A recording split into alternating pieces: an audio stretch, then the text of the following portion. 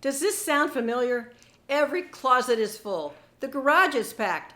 There are boxes stacked in the basement that honestly haven't been opened in years, maybe even decades.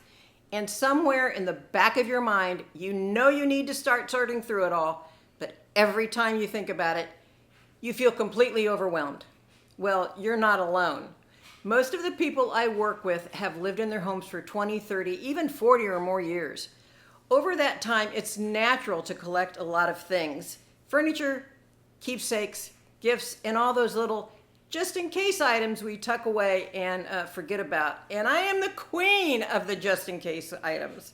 But when it comes time to downsize, move closer to family, or transition into a lower maintenance lifestyle, all of those things suddenly feel like a mountain that's too big to climb. If that sounds familiar, take a deep breath. It certainly does to me, because again, I am the queen of don't be too hasty and throw it away, I may need it later. Anyway, enough about me. Today I'm going to show you how to take that giant, overwhelming task and break it down into simple, bite-sized steps so you can finally move forward with clarity and confidence. Hi, I'm Susan Roberts with Homes by Roberts Realty, brokered by eXp, right here in Hamilton County, Indiana. I specialize in helping seniors and boomers navigate the emotional and practical side of downsizing. Over the years, I've seen just how challenging this process can be. It's not just about stuff. It's about memories, milestones, and unfortunately, even sometimes grief. Maybe this was a home where you raised your children. Maybe it's where you hosted family holidays or celebrated special moments.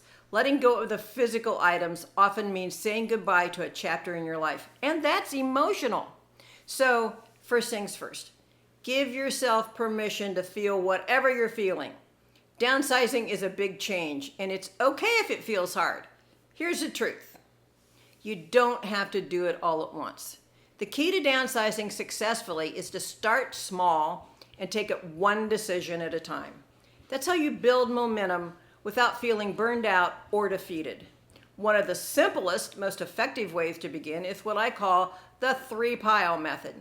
This works whether you're cleaning out a whole house or just one drawer. Here's how it goes. Keep items you use often or you truly love. Donate items still in good condition that someone else could use and enjoy. Sell items with real value you're ready to part with. And honestly, I think there could be a fourth called, hey kids, want to store this stuff at your house? Anyway, I digress. But let's stick with the first 3. When you start, don't look at the whole house. That's too much. Pick one small space like a single kitchen drawer or the linen closet. Pull everything out and go item by item. With each thing you touch, ask yourself, do I use this?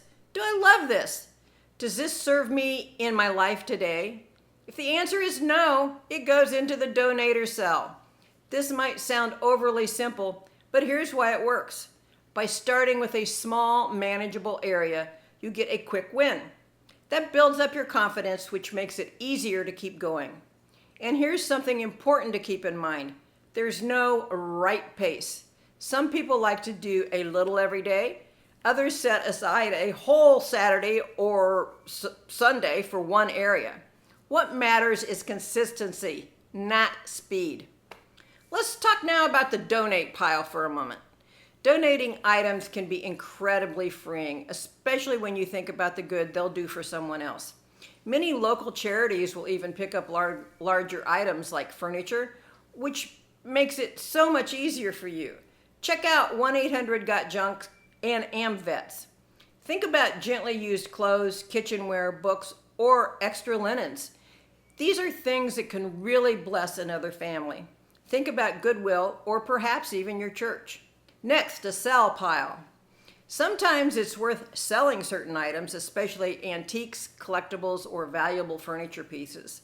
You can do this through a garage sale, online platforms like Facebook Marketplace, Nextdoor, or even through an estate sale company. Estate sales are especially helpful if you have a lot to sell and don't want to deal with it piece by piece. I'll be doing another video soon that dives deeper into estate sales, how they work, what to expect, and how to choose the right company. So make sure you subscribe so that you don't miss out on that one. Now let's talk about storage. Sometimes you're just not ready to let go of certain keepsakes, and that's okay. This isn't about forcing yourself to part with everything all at once. For those special items, consider short-term storage. Use clear plastic bins with labels so you can easily see what's inside. And here's a tip.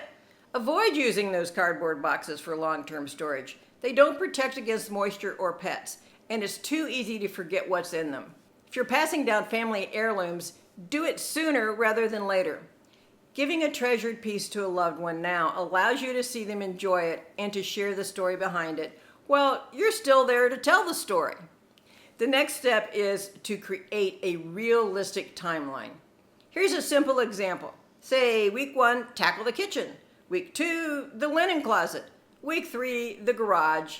And week 4, the attic or the basement. By breaking work into small weekly tasks, you stay focused and avoid burnout. And here's a bonus tip. Take before and after photos. When you feel like you're not making progress, those photos will remind you how far you've come and will help to keep you motivated. I also want to say this again. You do not have to do this alone. There are professional organizers, estate sale companies, and moving specialists right here in Hamilton County who can make this process so much easier. Some will even come to your home and help you sort, pack, and coordinate donations or sales. I have a list of local professionals I know and trust so you can find the right kind of help without feeling like you're starting from scratch. Downsizing doesn't have to feel like a giant, scary mountain. Start small, build momentum, and celebrate each step forward. Every item you let go of brings you closer to a home and a life that truly fits your next chapter. I've created a free resource that walks you through this process in more detail to help you stay on track. It's called the Downsizer's Starting Guide. Tricky name, huh? And it's a big help. You can download it by clicking the link below this video. If you're ready to start clearing the clutter and creating more space for what matters most, this is the perfect first step. Remember, I'm here to help you make this transition as smooth and stress-free as possible. Be sure to subscribe for more downsizing tips and resources. And when you're ready to make your next move, I'll be here to guide you every step of the way. If you're wondering about some mistakes you might make when downsizing and want to know how to avoid them, then I made another video that walks you through some of the pitfalls. Tap it here and I'll meet you there and see you on the other side of sold.